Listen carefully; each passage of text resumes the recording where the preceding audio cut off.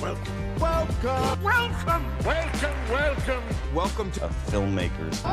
Filmmakers. Filmmakers. Hey, filmmakers. Journey. Take your seat. The journey of a lifetime is about to begin. Best OG video game.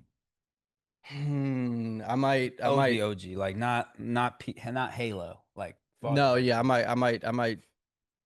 might be coming from a different school, dude. Yeah. It's obvious. It's GoldenEye. It's GoldenEye and No. 64. What could it be? Super Mario Bros. The first Super Mario Bros. With like the extended map. Wii. That's your Super Mario. OG 2007? But I was 4 in 2007. Yeah, this is true. But what do you said like Talking not about like Game Halo. Boy going on the Game Boy. 64. Yeah. 64. Yeah, that's I'd what I'm like to saying. collect video games one day, like old school. Well, like you stuff can that's get- worth it. Yeah. Because the Ataris aren't $300 still. You can get a 64 you can get them for like in $200. China. You can get them like in China for like from China for like, whatever. Mm-hmm. Brazy. Best video game adaptation. Movie? Best to a movie or vice versa. Best Movie to video to game? I don't video think. game, yeah. I don't know about that one. Arkham Asylum. Transformers. Oh, Arkham Asylum, yeah. Transformers. But that's not based on a movie. That's based on IP. Yeah, true. If we're talking about strictly, you know how they used to have movie video games? Like what? Wait, I don't think we are. Never mind. Forgot. Because usually I record in Riverdale, but when we have a guest, I do Zoom. Ah, gotcha. Best video game adaptation. I like the Mario movie, bro. The Mario movie was solid. I heard the Mario movie was good. It was solid. Well, no, that's a show. Speed Racer. Speed Racer movie is really good. Yeah, I'm trying to think. I feel like there's an obvious answer. Like Pixels. Was that good? Bro, I used to love Pixels as a kid. I rewatched it and I was like, this movie's kind of bad. All right, he's here. Damn, Pixels is ass. There goes our Adam Sandler connect. It's all right, dude. We'll get Rob Schneider. We'll get Joe Dirt. Hello. Hey, in here. You guys hear me? How you doing? Good. Where are you? It's nice there. Where is that? Thank you. We're back in New Orleans. Tucked New away. Orleans. Wow. Yeah. We got you on our face cam. Like when the episode comes out, we'll have actual cameras, but we just couldn't sync it to the Zoom today. We gotta figure it out. So we're doing audio only? No, we're doing face cam. I Yeah. just saying for you only see from my MacBook's camera. You don't actually It's- get to see the good face cam. Good enough for me. Okay, as long as you can see us, right? You know, we can VFX something in there if you need Dude, That's what I'm talking embellishments. about. We might put you on the team. That's what I'm talking about. A little ping pong ball bouncing around. All right. Well, Mr. Eran, is that how you say it? That's my first name, yeah, Eran. Iran? Eran, Just yeah. make sure we pronounce it. Mhm. And Iran, Dinur? Dinur, yeah. Dinur. Okay. Got it. Got you. Yeah. Well, welcome to the pod. Welcome to the pod. Filmmaker's Journey with 2 film students. I'm Andrew. And I'm Warren. And yeah, we wanted to reach out. We see your career, your bodies of work, and we just thought, you've got a lot of experience. You worked on so many amazing projects, and we just wanted to talk about VFX, what you do, how you got to the position you got to, Mm-hmm. and yeah, just have a good time. Talk about some movies. First of all, where are you from? Originally from Israel. Okay. I've been living in the States since 2009, but I also spent 3 years here when I was a teenager, so here in New York. So Okay. Oh, okay, I'm nice. kind of a New Yorker in a way, I guess. Right. Yeah. Right. What part of New York? We live in Chelsea. Okay. Do you know? Have you been Nope. here? Not yet. Not yet. We're Oh. the exact opposite side of the country. We're in New Orleans. Yeah, which I haven't been to New Orleans, so Oh yeah, my pushing goodness. back. No, you got to come through. We'll take Gotta you to check some it out. restaurant spots. We'll do a home exchange maybe. Oh yeah. Mm-hmm. Oh yeah, that'd be fun. So yeah, how'd you get into movies? Let's start off with that question. Very late in my life, actually. So I was a musician. I wrote music. I actually studied here at the Juilliard School, Nice. composition, writing music, and I was mostly a composer for theater. So I wrote Oh. music for theater. I had about a 15 years career in that, which was good.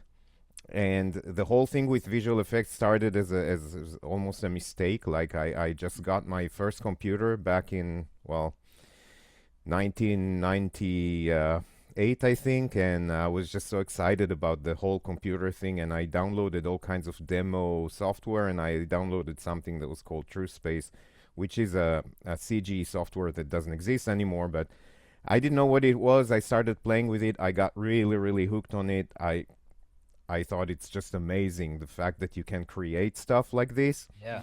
And I just started teaching myself everything I could. I learned every software, every, animation, modeling, texturing, anything I could. And for a while, it was just a hobby. And then I worked for 2 years for a French company that was doing, was making a software for virtual 3D landscapes. And then I got a call or an email from ILM, Industrial Light and Magic. I'm sure you've heard about them because they're like the most famous and veteran, VFX company. Now they're part of Disney, but they belong to George Lucas back then. They were part of the Lucas family, and they're the ones that did Jurassic Park. They did Star Wars. They did all the the iconic VFX there.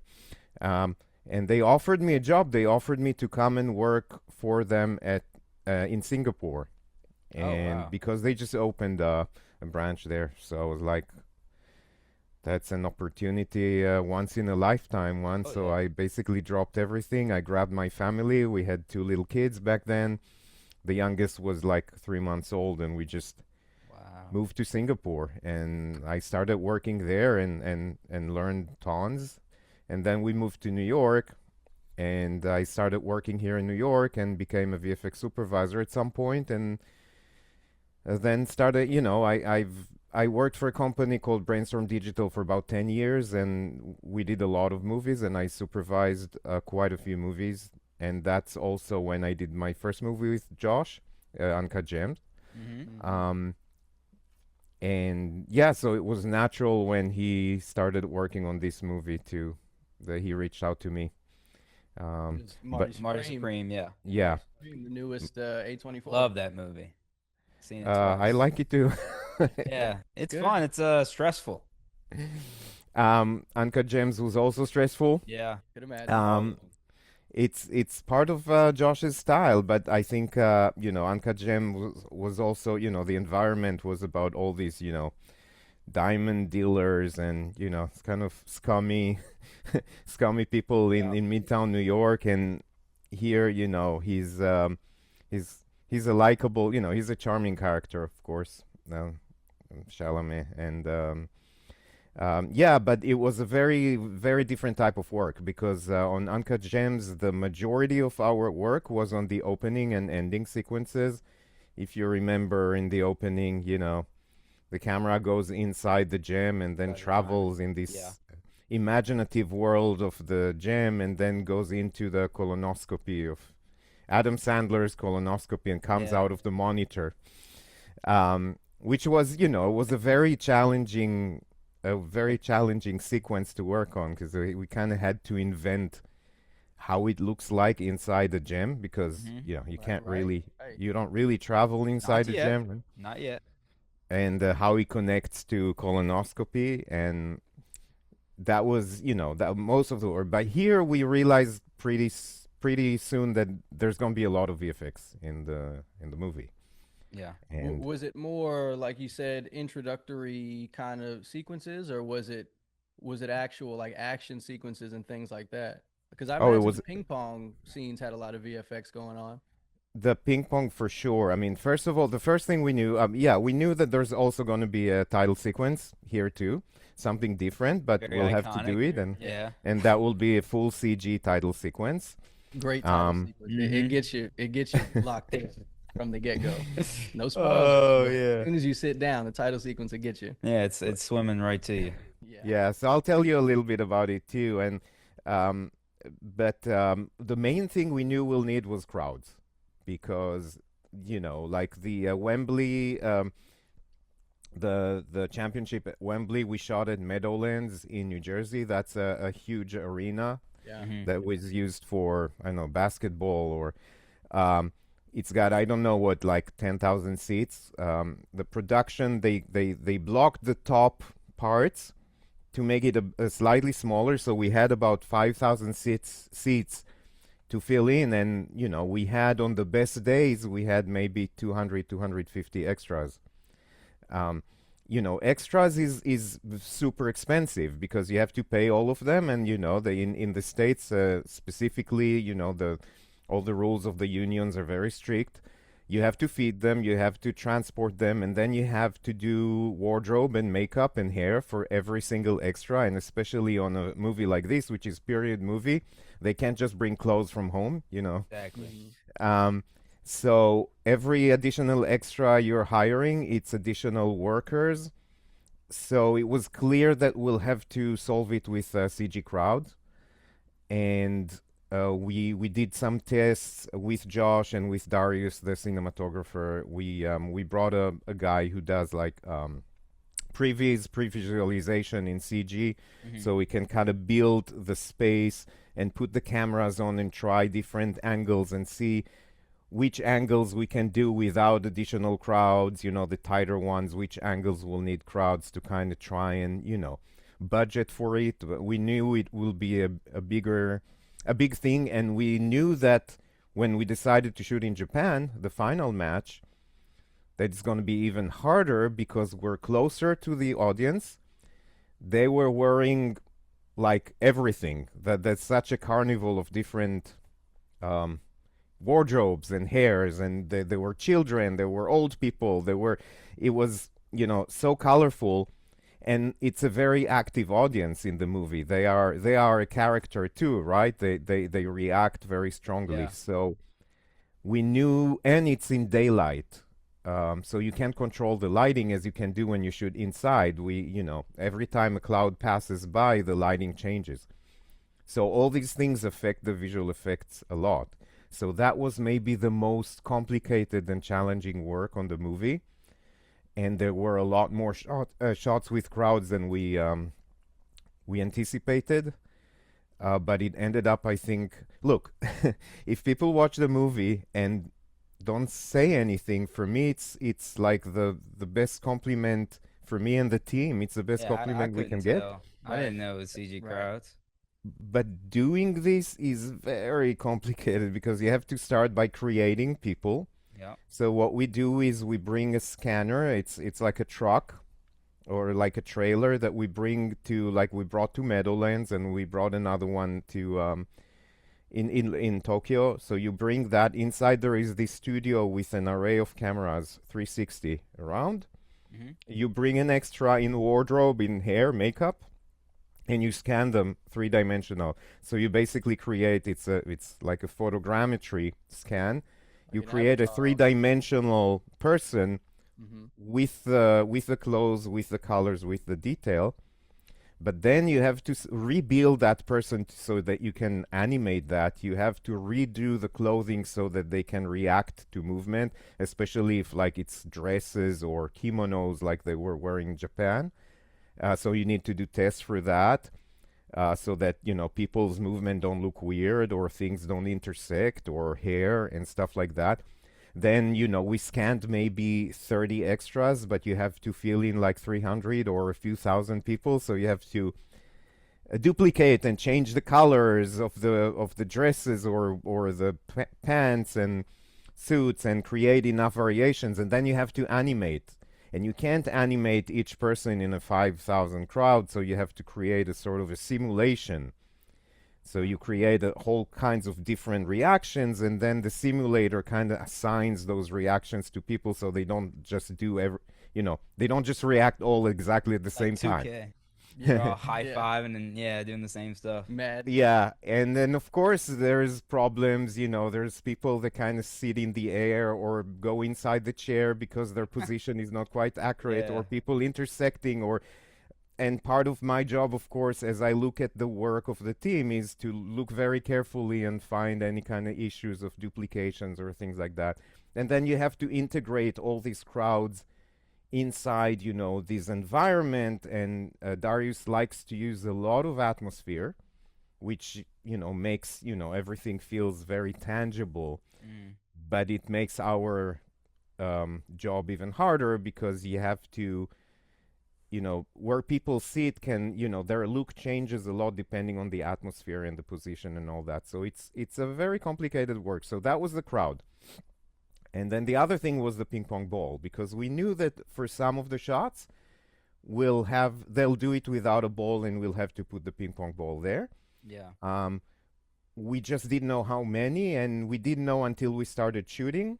I worked with Josh and the ping pong expert trainer, Diego, and his wife Wei. They came from LA to help, and he really he worked with Timmy and with Koto, the Japanese guy who plays his nemesis. Yeah. They worked a lot on very precise choreography of every point. Yeah. And when we got to set and we started shooting, Timmy wanted to do everything with the real ball because he practiced. For and 6 years. He did. But if you think about it, it's like, if you know the game, you understand. And even if you don't know, like, imagine you're shooting baseball and you're telling the pitcher that they have to do a certain curve, and the batter has to like hit it so that it does a home run. How many times would it actually work, even if you have like, the best players in the world? Yeah. Right. Continuity is editing wise as well. Just a Yeah, little it's bit crazy. thing. Like, we would need to like do every single shot, every single game, so many takes, like Yeah. hundreds of takes to get it right. So it was really impractical. We had to go with a lot of these games were played without a ball, but they were still doing the movement and the choreography super precise. And Timmy's was amazing at it, because we're talking single frames. It's like 7 or 8 frames between one hit to the other. It's a very fast game. If you're like a few frames more, that's it. It's too late. The ball will never be able to make it feel real, because it will be either too slow or too fast. Timmy, he's got this, I think he's very musical too, so I think it helped. Kodo also did really well, so in the end it helped us a lot, but it's still a challenge, because it's a game that's based on spin, and depending on the spin you put on the ball, the arch of the ball is different. How it hits the table and how it bounces off the table matters, if it's a top spin or under spin or side spin. So you had to study ping pong before you did this. Right? Yeah, I did. So what I did, I mean, I loved the game before that, but I wasn't really any good. I started taking the private lessons myself here in New York. In preparation for the movie?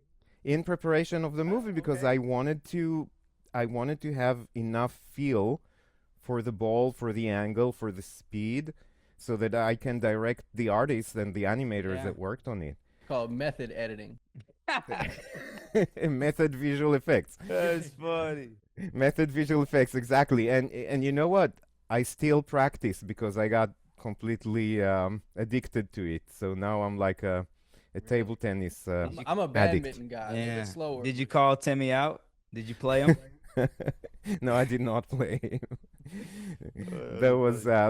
I wish I could. I mean, we did play on the side sometimes with the crew. Yeah, I imagine. But when he's on set, you got to move fast. You got to shoot. So I was curious, not to cut you off. I was curious when I was watching the movie. When, like I said, when they were playing the ping pong, I figured there was some VFX with the actual ball going on.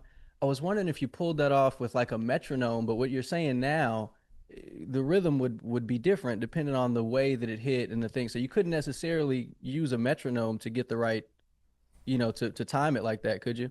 No, not at all. Not at all. Because if, for example, a player chops the ball, that's underspin, the ball slows down, and it's a much slower travel than if it's a top spin. So the rhythm actually changes. That's why it's so hard to get it right. Sometimes we had to, if we had a few more frames, like we were a bit slow, we kind of made the arch of the ball higher to compensate. On rare occasions, we had to retime one of the actors to get the response to be on the right time. But all of it needs to be done manually with keyframing, like traditional animation. It's a CG ball in a CG environment. You have to track the camera because the cameras are also moving. And in some of the shots, the camera is moving like crazy, Yeah. from one It's like player to tracking another. the ball in one of the shots. Yeah.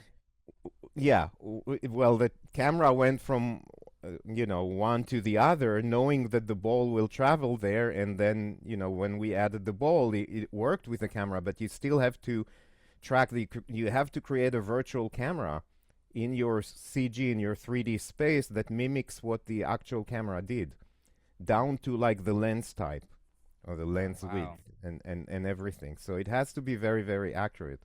And then you have to keyframe the ball. And I would sit and look at shots and then give a whole list of notes. Okay, on the second hit, it should be 1 frame before, 1 frame after. The ball should go a little higher, should go more to, it's like directing, just like doing character animation. It's almost like the ball is a character. Wow. And Diego was very helpful too. Diego, the trainer, because he's done movies. He's like the expert on ping pong in movies. Wow. So he knows exactly on which frame the racket hits the ball. He can tell you, not on frame 31, frame 30. That's where it hits the ball. It's kind of crazy how you say that because, a lot of people think the editors just stick with the editors and they don't talk to this person, but you're saying everyone has to be on the same page. Like you have to talk to the guy who's training Timmy about ping pong to learn how to animate. Like that's insane you're so explaining it of how a movie is made. Like everyone has to work with everybody. Like a web. Yeah. Look, I did work on some movies where people didn't really work with each other. It usually doesn't work very well. The one thing I really like about working with Josh is that the people he brings to work with him are all people who are very collaborative. Look, Jack Fisk, the production designer. It was amazing for me to work with him. It was really a great experience. And that's another example where me as a VFX supervisor, I have to work with a production designer because every location we have to decide what's being done practically and what's going to be added or fixed by visual effects. And so, the more you have this kind of collaboration, the more you can get this stuff to look good and also to stay on budget because it's also everything costs money. Yep. Every little thing. Time is money. I've heard it put a certain way that making a film is like pulling off a heist, where you need to get this guy's expertise, this guy, and you got to get them to all collaborate at the same time. Ocean's 11 vibes. You call up this guy, call up that guy, ship it over there, bring it over here, melt down the gold, put it out, Well, that's why you have producers. I mean, that's a good producer will do that. Will constantly keep people connected. Talk to this one, talk to this one. We need to get that. So a good producer or a good group of producers on a movie, that's priceless because they would make things work like this. They would know how to ask different people. Look, I've been on this movie from pre-production, from August a year and a half ago, right? Until last August. So basically a full year because pre-production where all these decisions are being made. We did the location scouts where we have to look at different locations, decide if we want to shoot there and how, and everybody has something to say, right? I answer questions about VFX, like can you guys do this or how much is it going to but then there's questions about, bringing lighting rigs in there and like security and what can you take out and what do you need license for and are the neighbors okay with it. There's so many factors just about deciding on the right location. It's complicated. Then I was there through the shooting. In this particular movie I was there almost every day on the set because there's either stuff that we know we'll have to do VFX or times where I'm there because there may, something may pop up suddenly. Yeah. They're like, oh, we can't do it. Can we do it with VFX? Can we find a solution? We're there to help the production.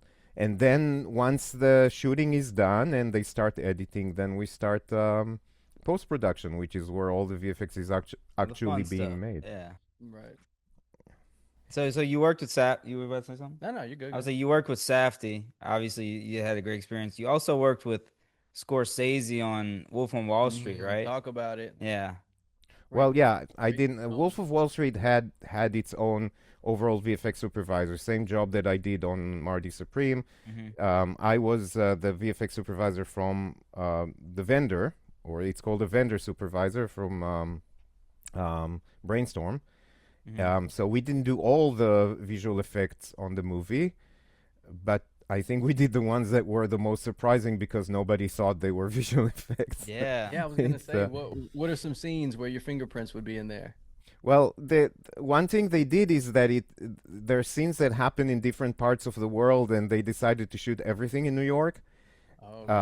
So there's like a scene where he comes to visit his aunt in London, and he knocks on the door, and we literally created, a London facade of buildings where they shot it with like a Brooklyn facade, so we had to replace all that, or a park that was supposed to be in London that they shot there, and a wedding that's in the Caribbean, some island beach that they shot in Brooklyn, I think.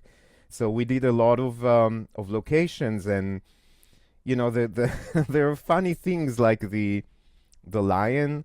At the very beginning of the movie, there's these commercials for his company, and there's like a lion that walks in an office among all the office workers. Yeah. And everybody that saw it said, okay, the lion must be CG. But actually, the lion was real. What? Oh my God! So I'd be terrified. What would they drug that lion up with? so the way they did it, and it's very smart, and that's Rob Legato, who was the main supervisor for this. I guess he came up with the solution, and that's it's they shot a real lion with a handler, like on a leash, walking in the empty office, and then they shot again just the people when the lion obviously was safely away. And they masked we had to combine, so we had to take out the leash and the handler, and then add the footage of the office workers behind the lion and in front of the lion, and keep the lion there. Yeah. So is that frame by frame? You have to go out and scrub the lion and put it behind and in front. Yeah, it's called rotoscoping when you don't have a green screen. Which is actually how we shot almost all of Marty Supreme. I decided not to use green screens because green screens create a lot of issues, and they also take a lot of time to set up and light properly, and that would harm the production a lot. So when you don't have a green screen, you have to rotoscope, or we call it roto, where it's the simplest. It sounds the simplest, right? You draw a line around the person, and then you change the line every frame to match the person's movement. Right. It's not easy, and it takes a lot of time, and it takes a lot of manpower. But it's in the case of Marty Supreme, it was a preferable solution for almost everything, for all the crowds, for different shots, like the Egypt one, the one where they are with the Globetrotters. Yep. Oh, right. With the camels and the donkey, and Yep. they're in front of the pyramids. And of course, we didn't shoot it in Egypt. We shot it on a beach here in Connecticut. And That's funny. And the donkey and the camels were real, and the Globetrotters are actually the Globetrotters. Wow. They really are, like the guys. But then, of course, we had to put the pyramids in there and extend the beach to be a desert. And you have to cut out all the people that are there. The actors, the donkeys, the camels, you have to roto them out so you can replace the background. It's a lot of work. Yeah. Oh, yeah, it is. It's like animation, essentially, which is a lot of work. It is. It's frame by frame. It's a lot of work. And the goal is to make things look as if they are in camera, basically, as if they were there. That's the trick. And I hope we were successful in it, because if you Oh watch a man. movie and you don't know, nothing jumps out to you as like, yeah, what's that? That doesn't feel right. Then we did our work, and I owe a lot to the many artists who've worked on it, especially from three companies that were our main vendors. The main companies we worked in, Folks in Toronto, and El Ranchito in Madrid, and the Archery in New York, and they're the ones who worked exclusively on that opening sequence, Yeah. which Marty is a Supreme. whole different thing. Yeah. Yeah, it is. It is. So it is. So would you say the rotoscoping, is that what it's called? Rotoscoping would be like saves money for the budget compared to green screens? No, not necessarily. It's not necessarily a budgetary decision. It definitely saves a lot of hassle and time on set, Got it. because a green screen is, it's big, bulky things that you have to set up, you have to secure, you have to put lights on it. Imagine we had to do it for the crowd. Like, think of it like this. You have the actual extras, the 200 extras that are real people. But then you have to put behind them CG people. So you have to cut out those extras so that you can put somebody behind them. It doesn't overlap, right? The camera's sweeping around and the camera sweeping around. So how many green screens are you going to put there to cover, a big moving camera? And then, we moved so quickly from one shot to the other to another. It's just, it would never work. So that was the main reason for that. Also, aesthetically, a green screen usually has a lot of spill. It's like a reflector. It's a very bright piece of. Every time I work with one, it always makes. Well, is that why they've gone to blue in recent years? They went to a blue screen. Oh, blue is not recent. Blue was there even before green, actually. Green keys better. It's easier to key a green screen because green is brighter than blue, and because most of the noise is in the blue channel, so blue screens are noisier. Oh, gotcha. But the blue is less reflective. You were right. It's a little more mellow. So we use blue usually for dark scenes or nighttime scenes where we don't want, because you still have to light it. Because if you don't light it, it's not going to be blue, and then you can't key it. Yep. Right. But DPs hate it for a good reason.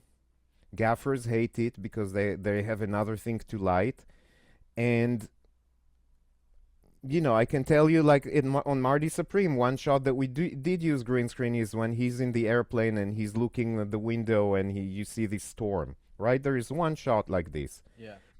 And obviously we shot it in a sound stage with a little piece of, of piece of airplane, right? Piece of plane, yeah. Piece of plane and the camera moving, and I asked to put a green screen there, and actually that was harder to key out and get him to look right than a lot of other shots without a green screen. So yeah, The way the green screen is kind of dying out for bigger budget. you can say that. There's also a lot more companies that do rotoscoping, a lot more people that do it across the world. So, I mean, it and seems like if you go ahead. no, you go. I was just gonna say, it seems like if you have a trusted Emmy-winning VFX producer, then you rotoscope it. If you trust the people in the editing room, then you rotoscope it. Or if you trust the people on set more, then they would green screen it, blue screen it. Yeah. Whatever. Yeah, bad roto looks like bad roto, but also bad green screen king. So all of it has to, whichever way you're choosing, you have to have good people doing it. Right. And good people supervising the work, giving notes, making sure that everything looks good. It's a whole chain. I mean, doing VFX work, even just kind of like as a hobby, freelance since 1998, since the computer had to dial up and things, like, you're a pioneer. I can imagine, like, you've seen the game come and go and change and this and that. So yeah, I remember those days. I remember what computers looked like back in the late 90s, early 2000s. It was an The problem is every time the computer got faster, we made things that got more complicated. So you know, like when you started rendering back in those days, you didn't even have global illumination. You couldn't calculate the effect of bounce light, right? Light bouncing from everything in the room and lighting again the person. That was just impossible to do on a computer right then.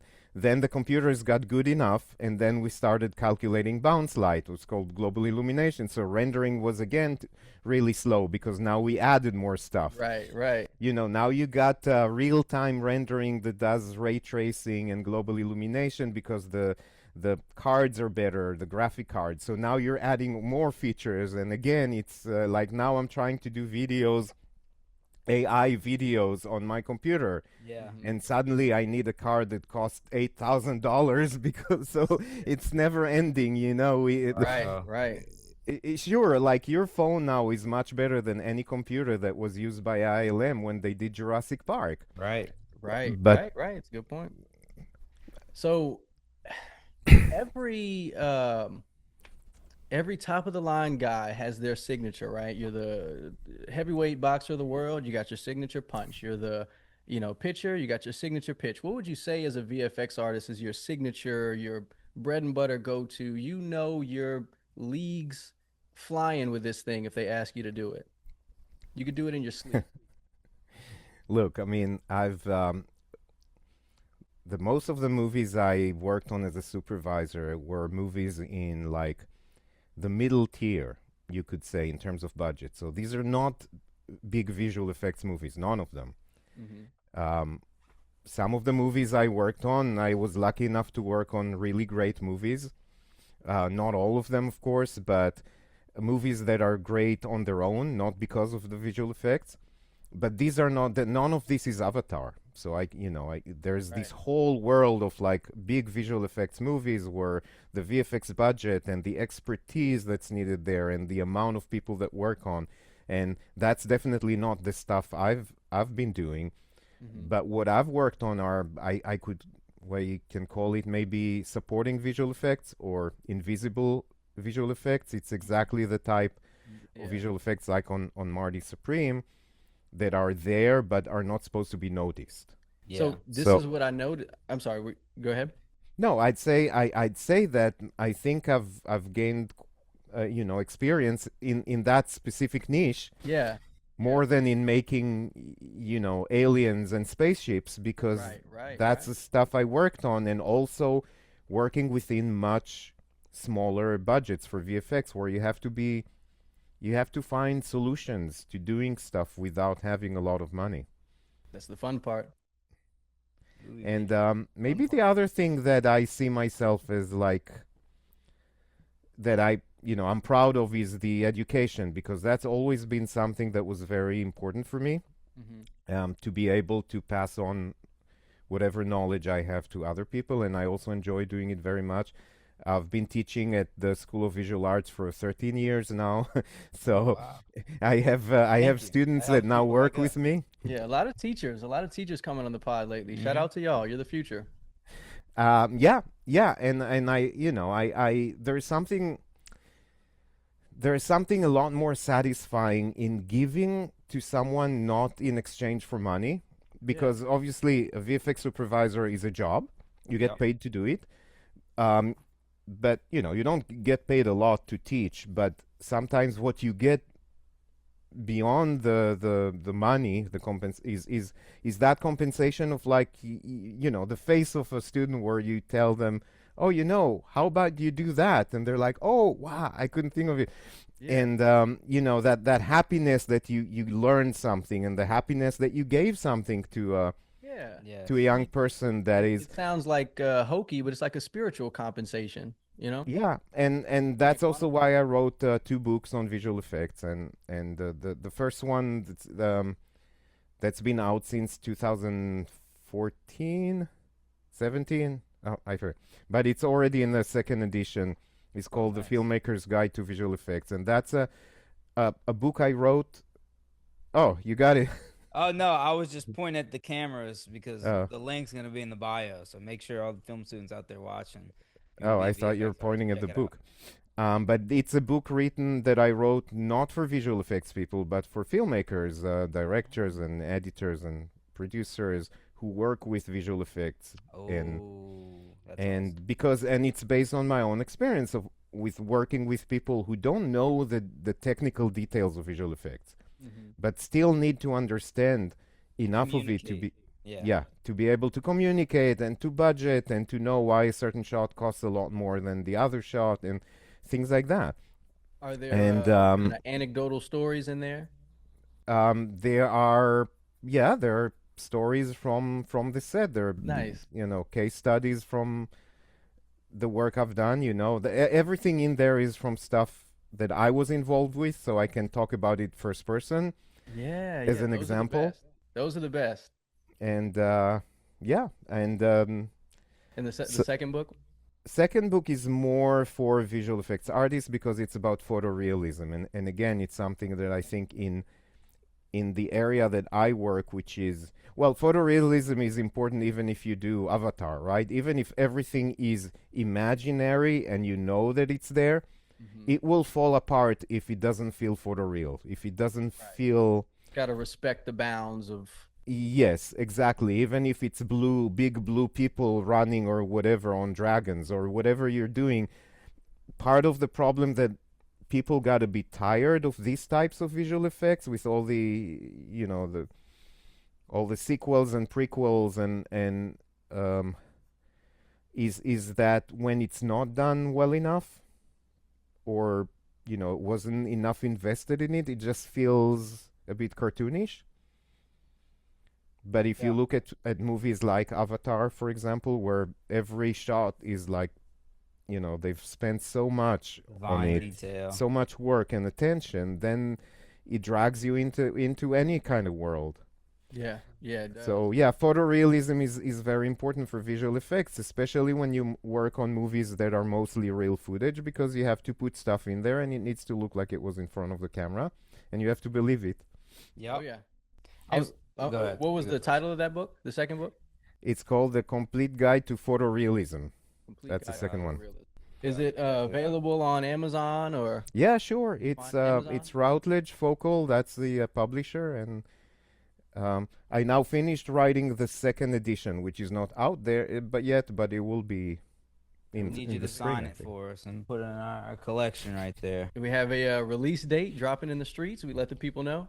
I think that the second edition of that book is supposed to come out in the spring. Got it. All right. It's in production right now. Yes, sir. Got Yes, it. sir. We'll be on the lookout. I was gonna yeah. ask you, what do you think is the best use of VFX in the movie? And I have an answer, like my personal answer, and I'm pretty sure you worked on this movie, so I'd like to hear what you think is the best use of visual effects in the movie. Ooh, it's a trick question because I'm supposed to think of a movie that I worked on. My answer is a movie franchise that you've worked on. Yes. I know where you're going. Franchise. Is it a TV series or a movie? It's a movie. I'm pretty sure you worked on this. I don't think I worked on a franchise, but maybe I'm Transformers? wrong. Oh, yeah, but not as a. Yeah, a little robot movie. I forgot about that.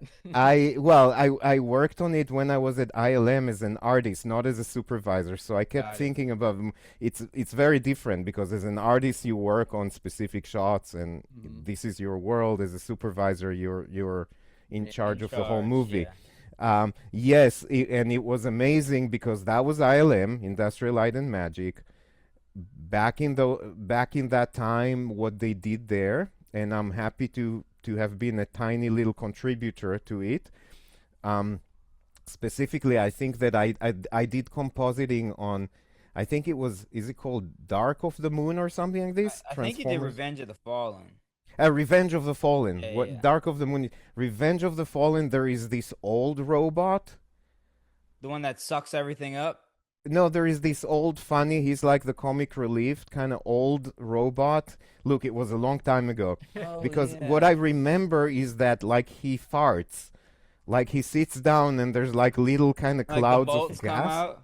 Yeah. And I think that was what I was doing on that. I was doing funny. this old Hey, if it pays, it pays. You know what I Yeah. mean? Cinema, it's cinema. But look what they did there, like the whole kind of construction work, because they really did build these robots piece by piece in a way that they can collapse back to the vehicles and Right. back Amazing. up in like an Yeah. amazing. And they were, I remember, very very big sets, huge sets, Very each one of these productions. robots. Yeah. Yeah, I mean, that was Transformers came out what, 2007, 2000. I mean, I just Yeah. thought that was like so out of this. I know everyone talks about Avatar, and Avatar's got this Yeah. great Most world, Transformers back then. looks good. We just had Peter, who's a VFX soup for Avatar 3, on, and like I think that's the best looking VFX, but I mean, just the detail of the Transformers and like when they're getting killed and the arm rips off and you see the pipes and that every little Yeah, thing it's coming so apart. good. It's so Look, good. both Avatar and Transformers, they were each done by, like, let's say, two of the greatest VFX companies. So one is Yeah. Industrial Light and Magic that did all the Transformers franchise, and the other one is Weta in New Zealand that that did all the. I mean, there's other companies working on it too, but they are the main company that worked on all the Avatar movies, and they also did Lord of the Rings, which to me, if you ask me, that was my turning point when I watched the Lord of the Rings. The It, orcs. Is that what they you know called? what caught me, because I really love landscapes, and at that time I was doing these CG landscapes. The matte paintings that were done there, the The combination of, castle. yeah, the real landscapes of New Zealand, which by itself are they themselves are amazing, Breathtaking. but they Yeah. used those with really good footage and added matte paintings of like these castles or these additional mountains around it. And I remember I watched this and I was like, oh, I want to do this stuff. I want to do that. That's when you drop the music. Nope, didn't Kind drop of, the yeah. music. Didn't drop the music, but got into VFX as well. Well, I'm not doing music as a profession anymore. I You still enjoy do it as playing a it. hobby? Yeah, and I wrote some pieces in the past, like let's say 15 years, mostly choral pieces, vocal, but I don't have much time for that, and I still enjoy music, but Oh, once a Oh, of course. musician, always you never put the guitar yeah, down. you don't get, yeah, it doesn't go away from you, it Never, stays there. Yeah, yeah, never. yeah. I saw that you had done, kind of to your point, you had done some movies that you wouldn't necessarily think of as VFX movies. I saw Annie, which I loved, the remake of Annie, Hostels with Christian Bale, Hmm. a Revolutionary War, a Civil War movie. I think it's Revolutionary War movie. Revolutionary War? I I'm don't I'm know. I'm No, 75 point Civil five War. percent sure. Um, yeah, I mean, look, these movies again, it's the same thing. It's movies where you are not you're not supposed to notice any visual effects.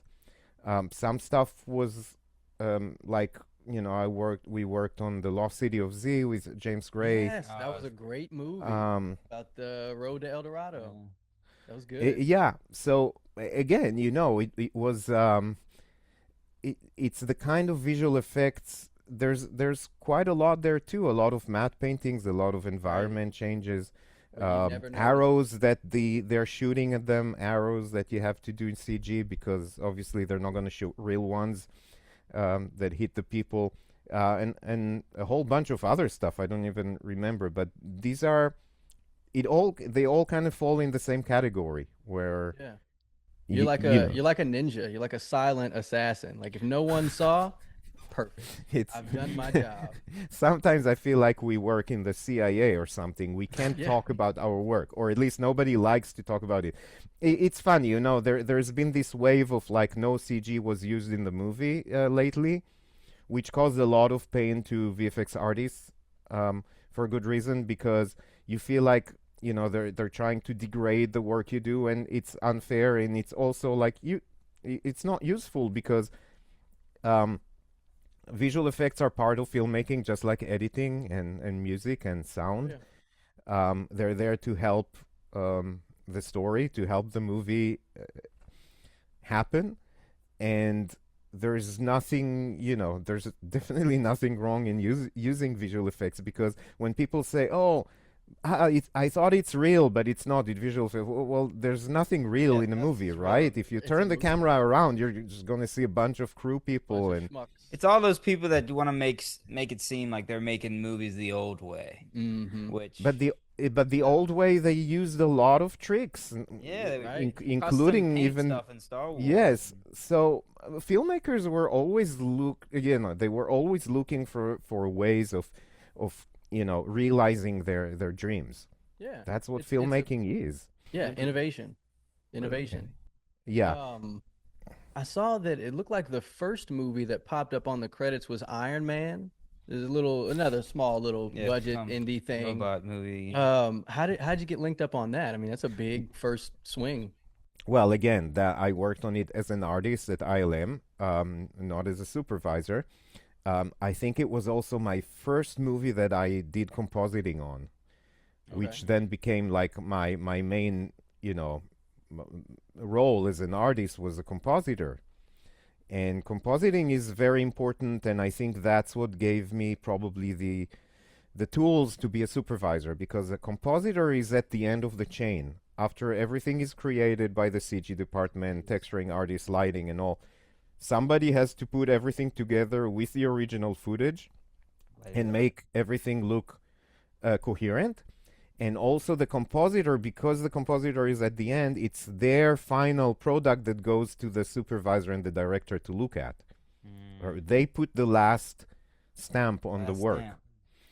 And so I think compositors inherently have to have a very good understanding of cinematography, of photography, of how images look, of photorealism, to be able to do it right. So I think for me it was really an amazing opportunity to learn to be a compositor at a place like ILM back then, because I learned everything. Before that, I was completely self-taught, and I kind of was on my own, doing my own stuff.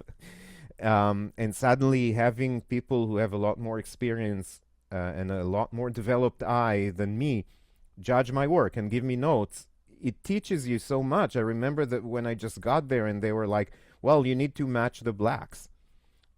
And I was like, "What do you mean? The black is black. What's there to match?" Right.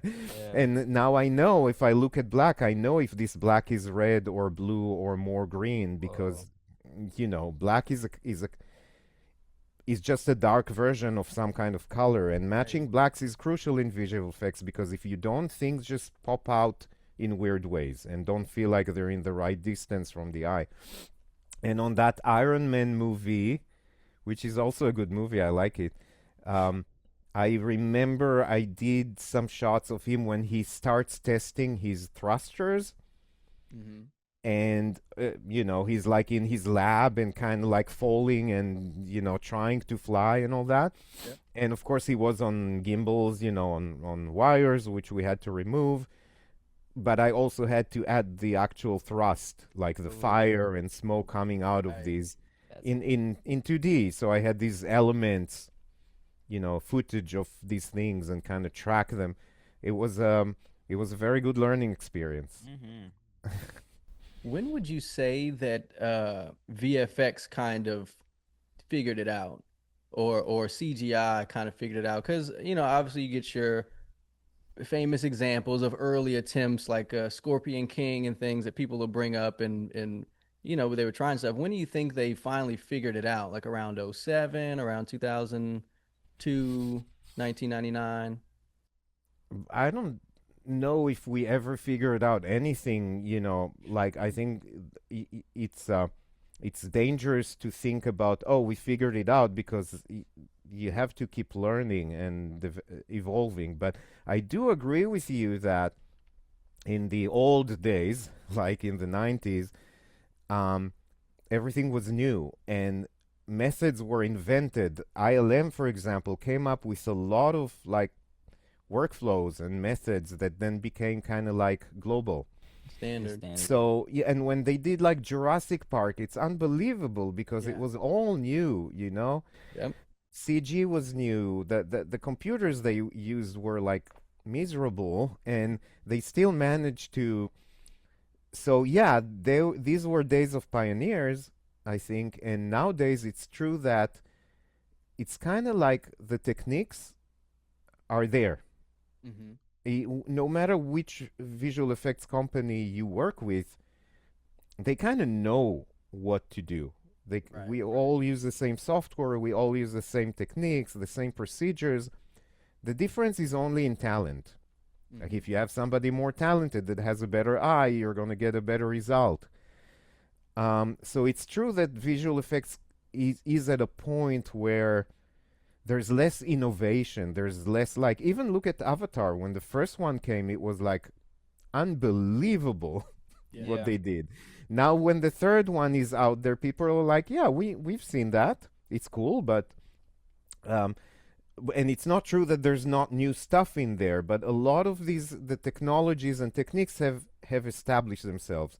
But now there's a new kind of weird frontier that's AI, generative AI, that causes a lot of stir and a lot of emotion, good and bad. We're not anti. You're amongst friends. Yeah, I don't think there's a point of either being anti or for, because it's like when they started making refrigerators instead of ice boxes, did it help if you were anti-refrigerator or for refrigerator? I'm trying to tell you. You'd be Same thing with there are a lot of anti-refrigerator people out here right now. I'm trying to tell them, I'm like, you're gonna be eating spoiled meat. Like, we like spoiled meat. I'm like, okay, all right. It's technology now, but it is a technology that also has, unlike refrigerators, that was kind of a stupid example that I gave, because the refrigerator just keeps things cold. Whereas here, it's a technique that has a lot of issues, legal, Ethical, yeah. And there is also a very look. I'll be honest with you. The situation of the visual effects world is not great right now. The visual effects industry has been suffering in the past 2-3 years from a lot of setbacks. Yeah, the movie business in general. And movie business in general, which is affecting the visual effects and the strikes and what followed the strikes and the scaling down of streaming services and the reduced budgets. Everything is affecting, and AI comes in as another kind of element that affects a lot of people, because sometimes executives who don't really know the detail, they get fed with all this hype that's being created by the AI companies. Like, use our services and create movies at the push of a button. And there is a little bit of truth to it, but there's also, it's, as you probably know, it's a lot more complicated, but a lot of people who sit on the money may be thinking, oh, why do we need to pay all these people to make something? We can just do it with AI. Right. So let's start reducing our budgets, and that puts visual effects in a very difficult situation, because the AI tools, some of them are amazing, but they're not quite there for doing visual effects for a movie. Yeah, you can't just prompt visual effects into a scene and call it a day. But I think there are good applications for like pre-production, previs, these types of things to kind of give you an idea of a visual and stuff like that. I mean, I've used it to get a mock-up of a poster, and then you can send it off to an artist if you like and say, hey, whatever the case is. But yeah, there's always been this film business, always been this strike between the art and the commerce of it. And it's not new. So the fact that AI is coming and everyone's acting like this is a new thing of money grubbing, consumerism, capitalism, all this with the AI advancement. It's just an advancement, and it's gonna straighten itself out. And the people who rode that wave are gonna be on the wave, and the people who were anti refrigerator are gonna have spoiled meat. I don't know. Yeah, I don't know what else to tell them. I'm trying to tell them. It's I generally agree with you. Of course, I think that it's hard to tell that to a VFX artist who's out of job. Yeah. And I know a lot who've been out of a job for a long time now. Wow. And it's not necessarily because of AI. It could be because of other factors that we mentioned, but still AI comes in as something that's threatening. So I see also myself as trying to help a little bit in that. I already created my first course about generative AI in ComfyUI. I did that course for FX PhD. It's an online VFX school that I've done quite a few courses for in the past. Not about AI. This one is about it. And for me, it's like showing VFX artists, okay, these are the tools, this is how you work with them, and you could do this, you could do that, but looking at these exactly as the tools, you demystify a little bit that feeling of AI, and you go against a little bit against the hype. I think the hype is not helping us here. Yeah. You know? Yeah, definitely. Like, oh, become an AI filmmaker. Yeah, one click. Yes. One click, make a movie. Yeah. That's it's a obviously, hammer, it's you not know, a for house. profit, but yeah, that. So, you know, it's a process. It's interesting. Yeah, it is. It'll be interesting to see the next couple years, 5 years, where it goes. But the fact of the matter is that it's here, and it's not going back in the tube. So, you know, if you're running hide under the table, like, Yeah, it's too not late. gonna- It's not gonna go away. it's not People gonna- are trying to talk it down like they're Mhm. they like ban it. Like it's never gonna get banned. You can't ban something that everyone has on their phone. Yeah, but it's like I said, they're mistaking it for the whole house. Going, you can one click Yeah. that. But no. That ain't ever gonna happen. It's a hammer. It's the most advanced. You know, it's a very good advancement of a tool, but it's not Yeah. the product. You're not gonna make an AI no, movie. no, that's you never know? gonna happen. No. Yeah, like you said, it's gonna settle down in a way. You know, we had the big. I'm not saying it's a bubble, though. People are also talking about it financially as a potential bubble. You know, because there's some billions being invested in all this, and it's not everyone is gonna recuperate all these billions for sure. So. There is a feeling of, let's not call it a bubble, but it's going to settle down. You know, the dust is going to settle down a little bit. It's going to kind of integrate better within the workflows, and hopefully it's not going to affect my industry, you know, and my fellow artists and supervisors I don't too think badly. Yeah, I don't think I'm so. pretty confident that y'all are think still so. gonna work. Because things like everything's more accessible than ever now. Like I understand from the perspective of like executives are looking at this AI going, we can reduce jobs and the amount of people that we pay if we just use the AI. That is an evil thing.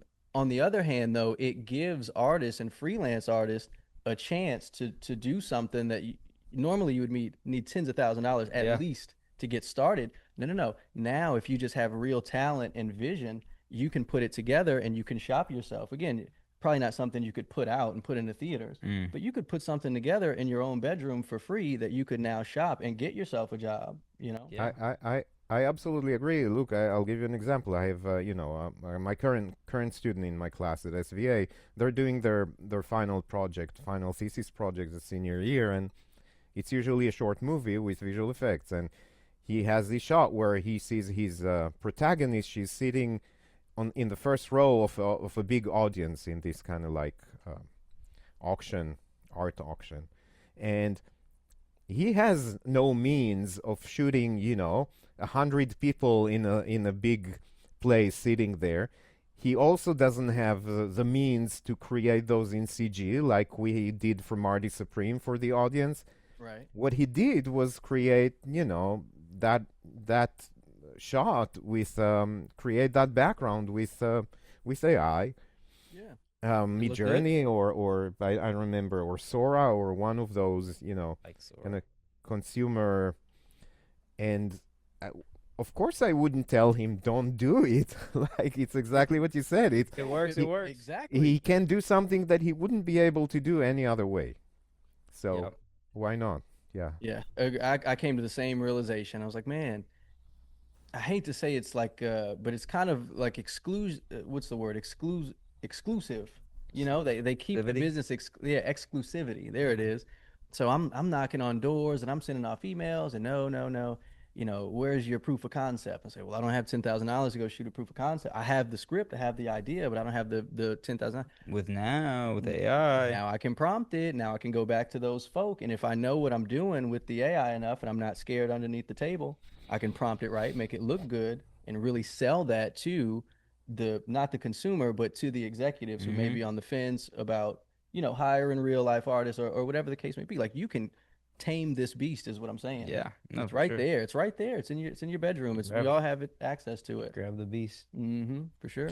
Okay, in the end, if everybody uses, look, if every student in college in the world is going to use ChatGPT to write their essays, then everybody's essays are going to just be the same. The one student who's going to get the A is the one who's going to do it differently. So it's the same with filmmaking. It's the same with visual effects. In the end, when everybody's using that the same process, then the stuff that comes out is like above everything else is where there is ingenuity and creativity. Right. It doesn't matter what you're using.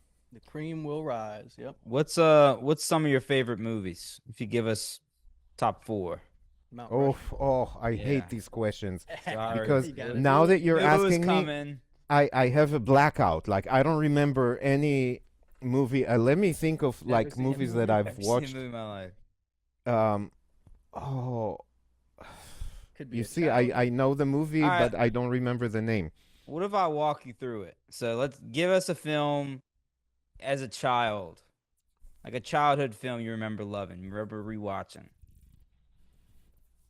Oh, as a childhood movie.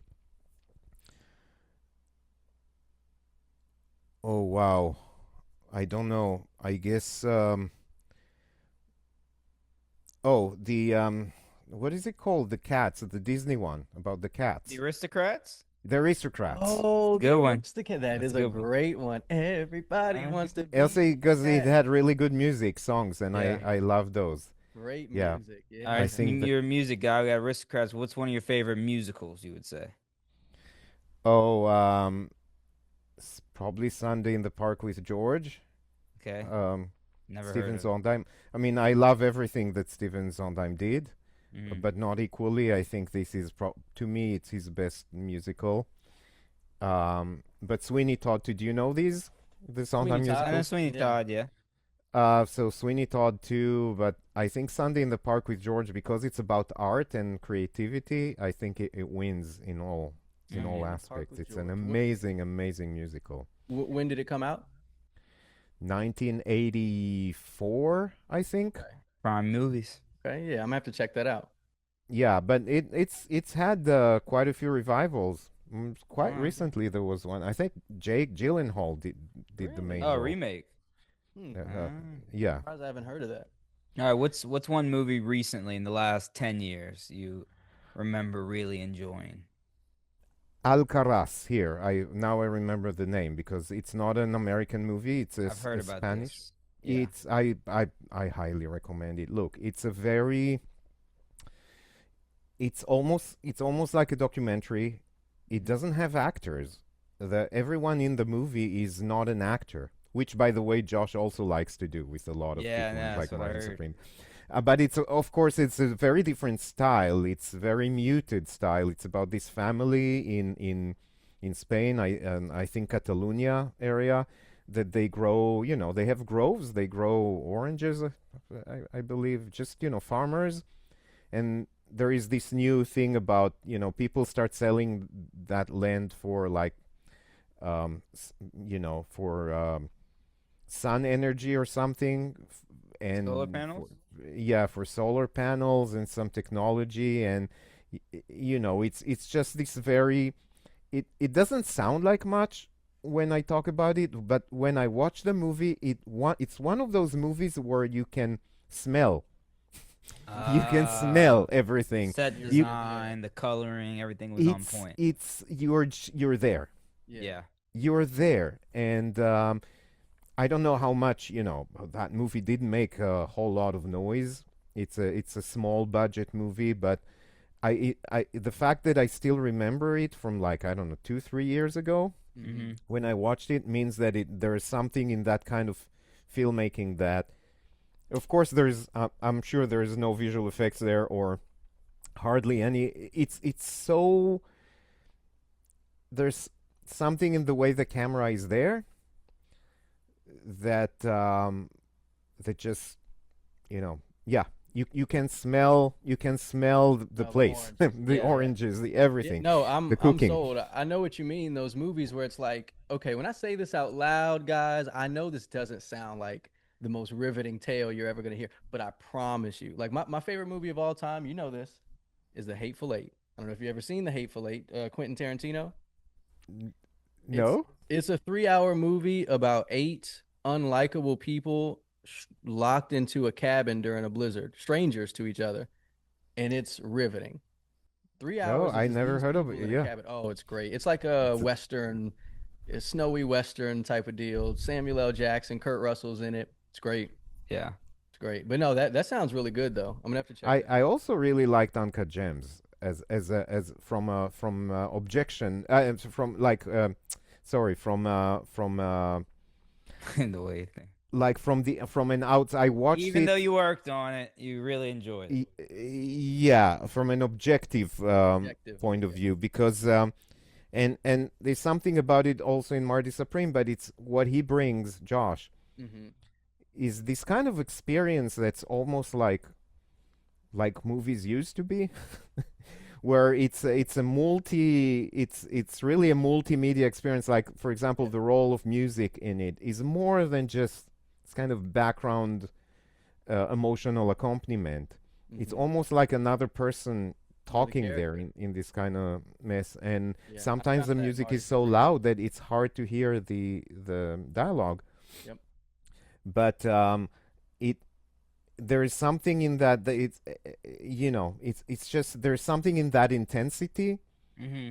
that you don't see much in movies anymore. No. Yeah. You want to. And A lot of movies want you to feel cozy and comfortable. And Yeah. those movies Pretty are much. like your heart. Like I told him multiple times in Marty Supreme, I was like, bro, like I need to get up or something. Like I couldn't I find was the stressed inciting out. incident. I counted like 3, 4 different inciting incidents. I'm like, this movie is rocking. This thing's going. And that's just the Safdie brothers style. I mean, it Yeah. seems like those might have been the two favorite directors you like to work with. you Just from mean hearing you talk about them. Josh and Benny? Uh-huh.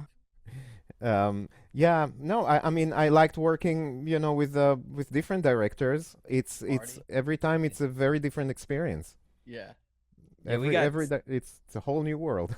I wrote a list of like 10 dream guests for the podcast, and yeah, the Safdie brothers were definitely high up on there. Like, it's crazy. We're one step closer to getting them on. Yeah, we could do a group pod next. Yeah. You Yeah. would take Uncut Gems over Marty Supreme? Like, if you had to pick which one you preferred more to watch? I don't know. I like them both. I think Marty answer. Supreme may be more enjoyable in the sense that it's more fun. It's I agree, kind of yeah. funnier. Yeah, a little. Yeah. Super fun. It's more colorful. There's a lot more like it goes around the world, whereas Uncut Gems it's all here, Midtown Manhattan, kind of very, very, inside these like Mentally, yeah, a little Yeah. depressing. And closed places. And Marty Supreme is more of a saga, it's like he's Yeah, all yeah. over the world. And the Odyssey for ping pong. Yeah. yeah, I It's- definitely enjoyed shooting it, and the Japan part was really a great You got to experience. go to too. you got to go to Japan? Yeah. Oh, we that's awesome. Had you we been had a before? Japanese crew there. They were amazing. I had a Japanese a VFX crew there Oh, nice. too. That was your first time in Japan? Not my first time. I was there a long time ago in 95 Oh, okay. Oh wow. Okay. on a concert tour actually. Nice. Ah. I was Nice. playing. Never put So, the I guitar w- down. Yeah, that was cool. Yeah. Yeah, I think it's not just recency bias. I like Marty Supreme better because Yeah, me too. I think it's just like how you said. It's a little bit more fun. It's a little bit more funny. A little more colorful. It kind of spans. It's more epic in that way. Sweeping camera moves. Like, even though it was stressful, I could definitely see Yeah. myself going back. There was like a comic rewatch it. relief, even like some kind of cathartic relief there that I felt it was missing from Uncut Gems. I think it's the main character, honestly. It could You can be the root so much. character. I mean, it's Timothy Chalamet. Like, you're gonna. Uncut Gems was beautiful, but the story and it's everything about Marty Supreme was great. Excellent. Well, I'm glad you guys liked it. Oh No, man, so we good. loved it. I seen Everybody check it out. if 3 you haven't watched times. Marty Supreme, yeah. Yeah. Yeah, that was a great episode. You had fun. Yeah, it You was ready to great, wrap? We can guys. keep going if you want. We could do top movies. We can for do the- it every week. If you... I Yeah, we can make hey. a segment. You call in like Andy Richter or something. Yeah, Got Ron no, on the phone. Yeah, thank you for your time so much. Yeah, this was awesome. One of our best episodes. And informative, yeah. thank you Got it. very much too. I enjoyed it, and let me know when it's up there, so I can Yeah. tell Yes, people. Yes, sir, absolutely. Send it to Right. send it to Josh. Oh sure he yeah, watches he'll The prob- Safety boys. Are you guys doing? Are you gonna put it as a video or as an audio or We're gonna do both? both. Yeah. We'll be on Both. Oh, you're doing Spotify and both. YouTube with the face Oh. cam. Well, we might just go all video, no audio. We're thinking of that new kind of strategy. Just to Yeah, switch it it might up. have some AI in No, I'm there. kidding. Yeah, just AI. AI voice. Yeah, Yeah, who you wanna replace sound my. like? Well, you Woody don't like Harrelson? my funny accent. Put like a good British, Mr. T. you know. Yeah, you sound like Sylvester. I'm doing VFX, fool. Right. Oh, man. Well, have a great rest of your evening. Enjoy You it. too, and good luck with the podcast and sir. Thank you, the thank other you. episodes. Right. Thank you so much. Take it easy. Peace. Bye. See Bye. you.